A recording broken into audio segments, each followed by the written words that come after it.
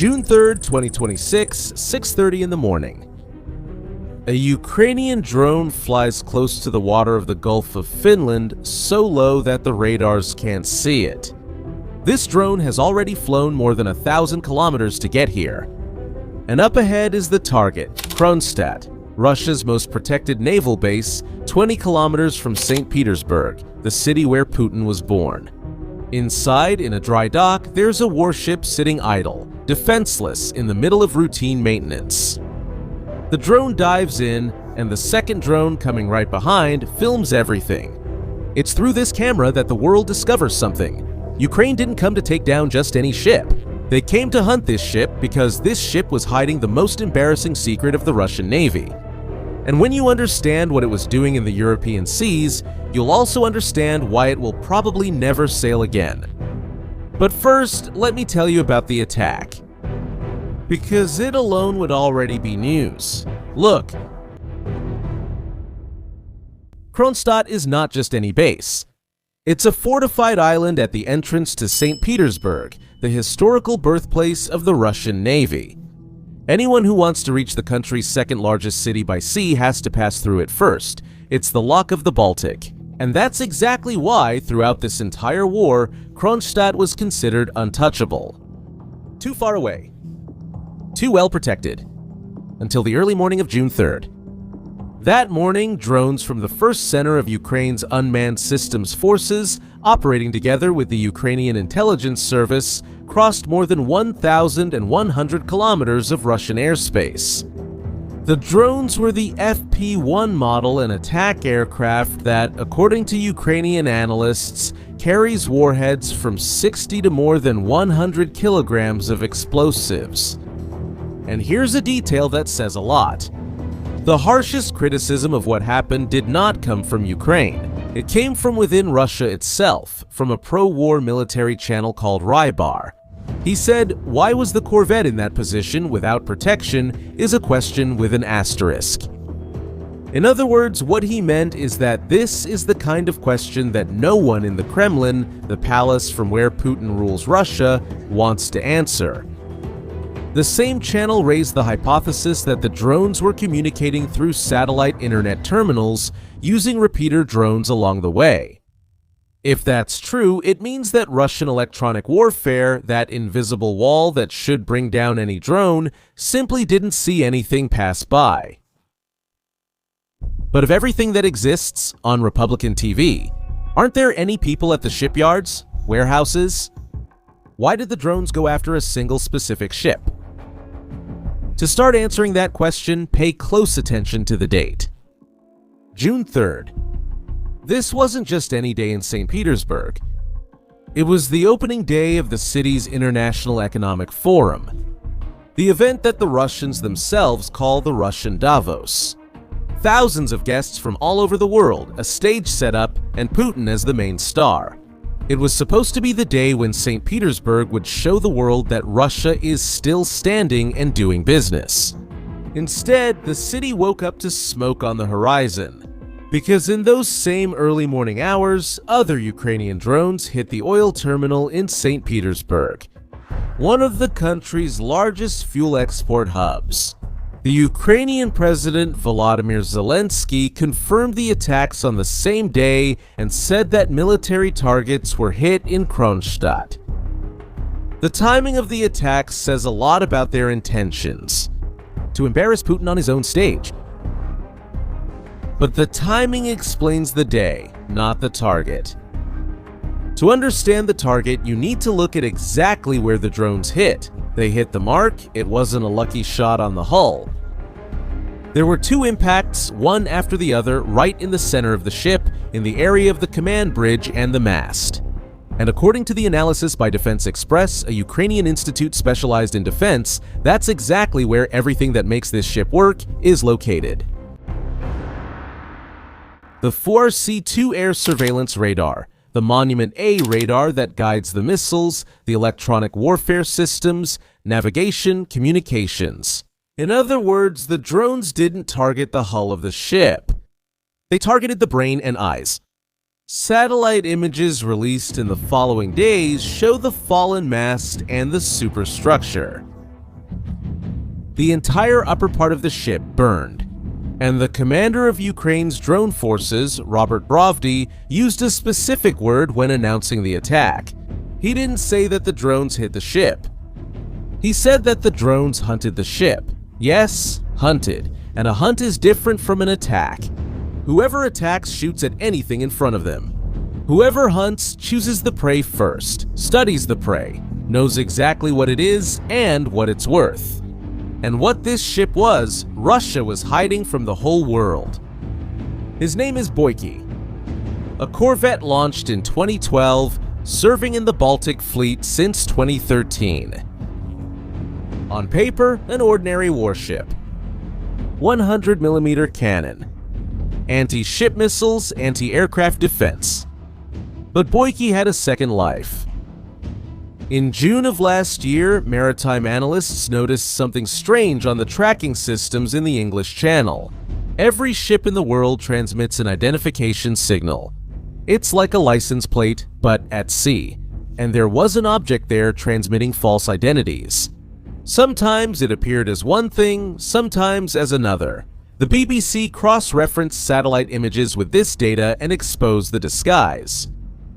It was the Boikiy, a Russian warship loaded with guided missiles, sailing through NATO waters, pretending to be something else.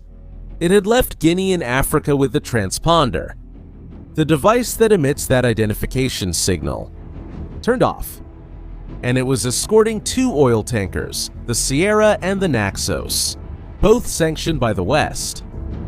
Both are part of the so-called Shadow Fleet, the network of old ships with swapped flags and owners hidden behind shell companies, which Russia uses to circumvent sanctions and keep selling its oil, that finances this war.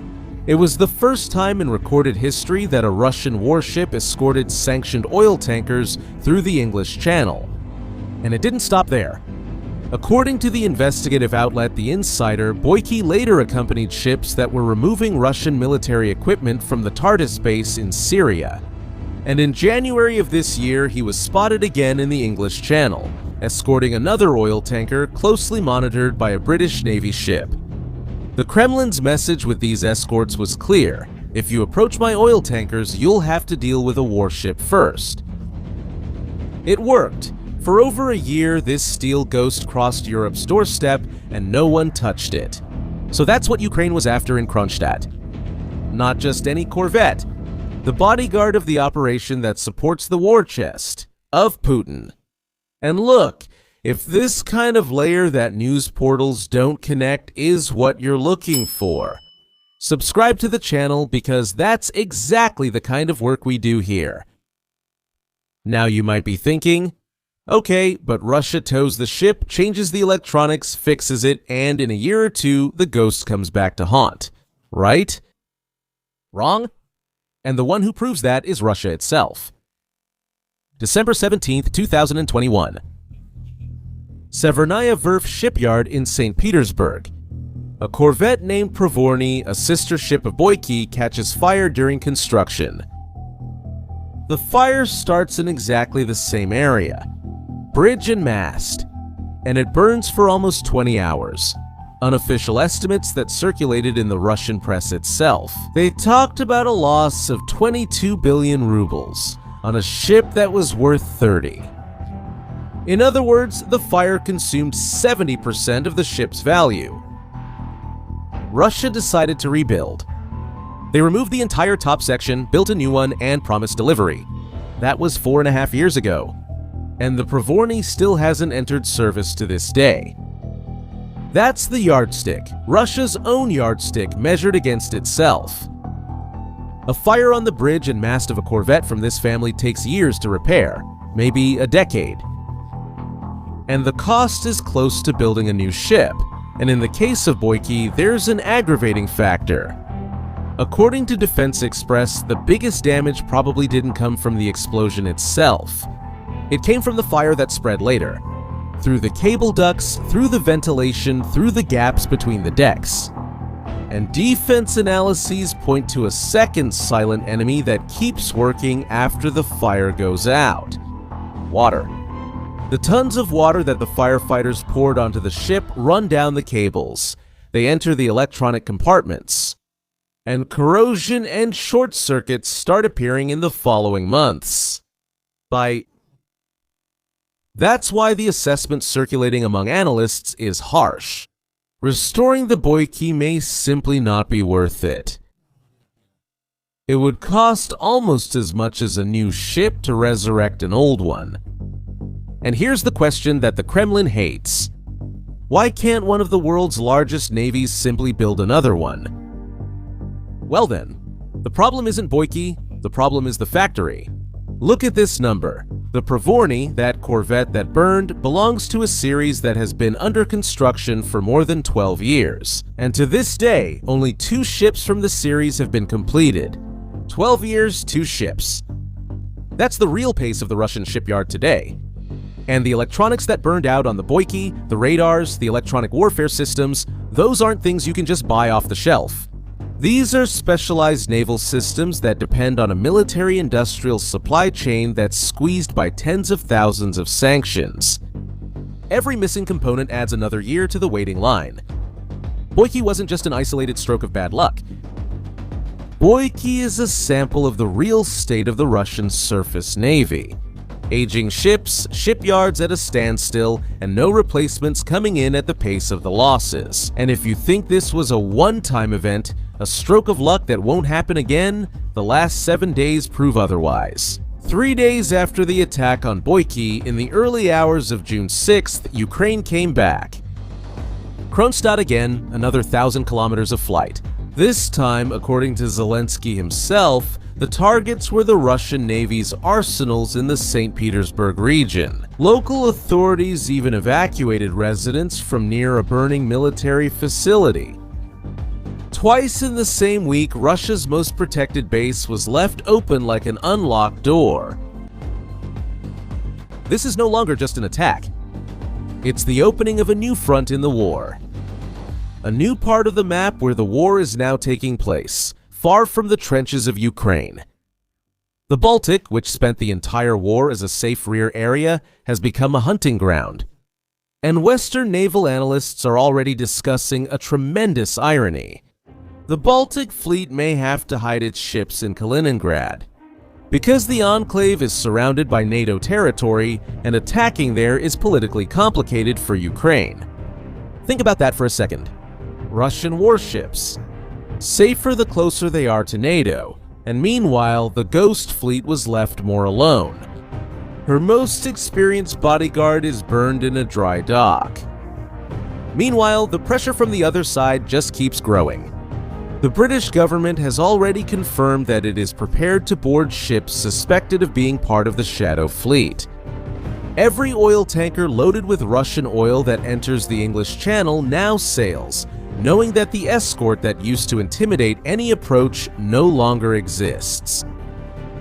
In the end, the story of Boikiy is bigger than the ship. It's about what happens to things that operate in the dark. The disguise worked for a year. The fake identity fooled the radars. But what hides in the dark only works until someone turns on the light. And when the light comes on, the disguise becomes the greatest weakness. Ukraine didn't just destroy a Corvette. In one night, it shattered the illusion that there's any safe place to hide Putin's secrets. And this story is just beginning. The Baltic is going to escalate. The hunt for the Ghost Fleet is going to intensify. And every new chapter will come through here. So subscribe to the channel to follow this shift with us. And before you go, tell me something in the comments. In your opinion, will Russia try to rebuild the Boikiy to save its image? Or will it abandon the ship and swallow the loss in silence? I read the answers. See you in the next video.